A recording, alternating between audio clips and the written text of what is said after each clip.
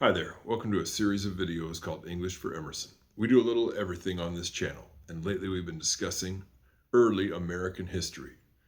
And I was talking to Emerson about the Silk Road in Europe, between China and Europe, and how that major trade route totally changed European civilization, bringing all these goods from the Far East, and also how the Silk Road ended largely because of the taxes placed upon the Silk Road trade by the Ottoman Empire, and how this produced a whole new era of shipping overseas, and how it drove Christopher Columbus to consider finding a new trade route from Europe to China across the Atlantic Ocean. Had it not been for the end of the Silk Road trade, who knows? Maybe it would have taken a lot longer for Europeans to discover America. I think it probably would have. But before we get started too much with this Christopher Columbus stuff, I want to say that the Silk Road not only changed Europe a great deal because of the trade and because of the cultural exchange, but also it changed Europe a great deal because of disease.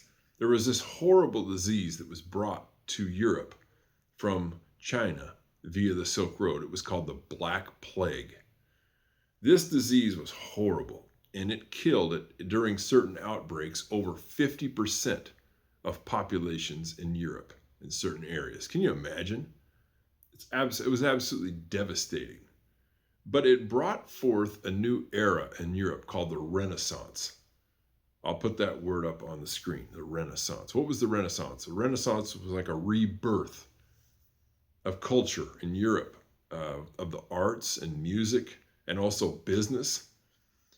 And these huge changes changed society, which had at that time been very, I guess you would call it, restricted. It was kind of top heavy, like the laws and the government and the religion of Europe were kind of squashed the population. Well, with not everybody, but with a lot of people dying and huge cultural upheaval. Upheaval means like things were shifting because of all this disease from the Black Plague. Things kind of shifted and started to break down and be born again. And this Renaissance unleashed not only changes in the arts and in culture, but also a new era of something called capitalism. I'll put that up on the screen. What's capitalism? Capitalism is business that is owned privately for profit. You can imagine there was such incredible change due to the Black Death in Europe, that the Black Plague, that just people were kind of freed up to basically do as they pleased to a large extent. And they did. So it produced great changes in trade and business. People owned their own businesses at a lot of times for the first time and sold things for money. Money was a new invention that was caused by the trade largely on the Silk Road, because they had to have some currency to exchange goods instead of just exchanging things back and forth. Money made it easier to trade things. A stable currency, money. Well, money made it also a lot easier to do business. And Europe became the center of the world in terms of capitalism. Business that is owned by private people for profit. That's what capitalism is. People also own their own property, and they could sell it for a profit. Prior to this time, things were generally owned by the king, the local king, and everybody else just kind of did what they said to do. People didn't really own their own stuff or their own businesses. It was owned by the local warlord or the local king or the local prince. It's a huge change in Europe. And Christopher Columbus was a capitalist. He was going to America for profit, meaning he made a deal with the king and queen of Portugal that he was going to get money for all the goods of the future that were traded on this trade route between China and Europe across the Atlantic Ocean. He was doing it to make money. Do you follow me? So when he landed in and met those first tribes in America, he was amazed by these people because they just came right out to the ships. They brought him things, food, whatever he wanted, shared everything with him, didn't expect anything back. And he wrote letters. He said, these people are strange. They're unbelievable. They'll just give you whatever they've got. Don't expect anything back. We could easily conquer all these people with 50 men with guns. He had no idea. He couldn't understand these people because they had a totally different culture called collectivism. I'll put that up on the screen. This is where everybody in the culture is like a group. They all work for the benefit of everybody else. They don't own their own homes. They don't own their own property. They don't own their own business. They're just doing everything for the group. Everything is shared in collectivism. Well, he couldn't understand them and they couldn't understand him. And this was a big problem between the Europeans and the Indians because they had completely different cultural ideas about how things should be. A lot of the Native American tribes shared everything with each other. And most of the Europeans had the idea that they were capitalists. They were doing things for profit. There's another system in human history, and there's several different systems, but there's another one called totalitarianism. That's a big word. I'm putting it up on the screen. I'm challenging you today, Emerson.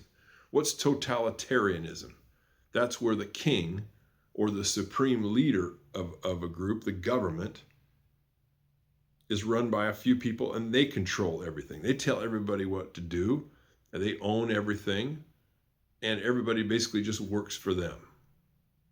There's these different systems of culture have evolved through history. There's certain places that are kind of a mixture of the two. For example, Canada is kind of a mixture of what you'd call collectivism and capitalism. People own their own stuff, but there's also, you have to share everything, basically. I'm making it kind of basic. This is called, I'll put it up on the screen, socialism. People own their own things, but they also are taxed like crazy. They're expected to share in their profits. There's also something called communism.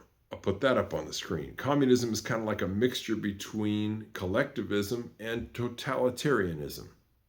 It's where everything is shared, but not really equally. The people at the top of the government kind of decide who gets what. That's communism. It's sort of a mixture between totalitarianism and collectivism. I hope that makes sense here. We got major cultural differences throughout the world. There's capitalism. That's basically everybody owns things individually. There's collectivism. Everything is shared. There's totalitarianism. Everything is run from the top down. The leader decides everything. And then there's kind of mixes. Socialism is kind of in between collectivism and capitalism, and communism is kind of in between collectivism and totalitarianism.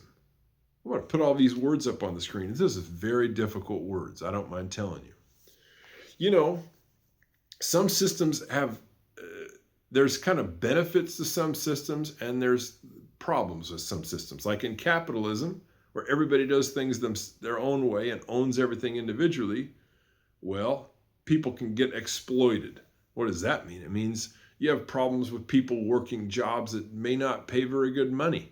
And the person who owns the business is just kind of exploiting the workers, getting as much profit out of them as they can and charging whatever prices they can get to make the most money.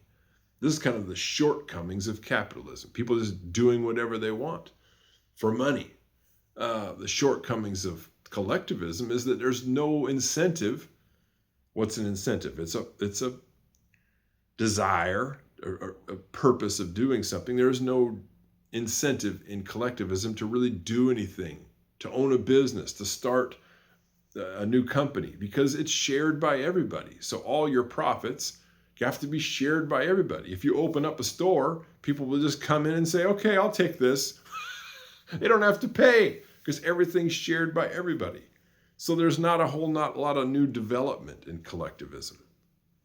Totalitarianism, where a few people at the top tell everybody else what to do, I think that's probably the worst system. That's kind of the consensus. The consensus means that's the agreement. That's the worst. There's a totalitarian country in this world right now called North Korea, run by one guy, I'll put his picture up, named Kim Jong-un. He's in charge. It's probably the worst place on earth to live because nobody owns anything. Nobody can start really a new business. You just have to do what the guy at the top says. It's very difficult to make some money, and things aren't really shared equally either. Do you follow me? When Christopher Columbus came to America, he was a capitalist. He was trying to make some money, and he ran into major problems with understanding these Indians who were collectivists. They worked for each other. Over the course of time, of course, this has caused a great deal of problems for the Native Americans in America because they have a heck of a time fitting in with these capitalists who came from Europe to do everything for profit. And it continues to be a problem to this day. But you have to admit that in America, with all these capitalists who came from Europe, it's been an incredible 250 years since the start of America this year of incredible innovation and profit and growth. And people have gotten extremely rich because a lot of people, some people not so much, but a lot of people have gotten extremely rich and developed incredible products like fantastic cars and planes and this thing, this phone, all the telecommunications. It's a system of incredible technology and development is capitalism. Where is the collectivism? Not much happens, but everybody is kind of content and just kind of lives their life along as best they can, supporting each other.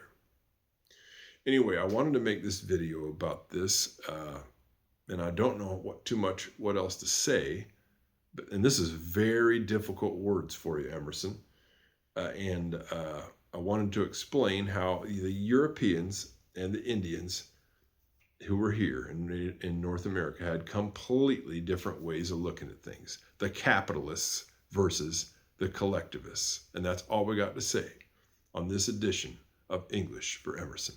Bye-bye.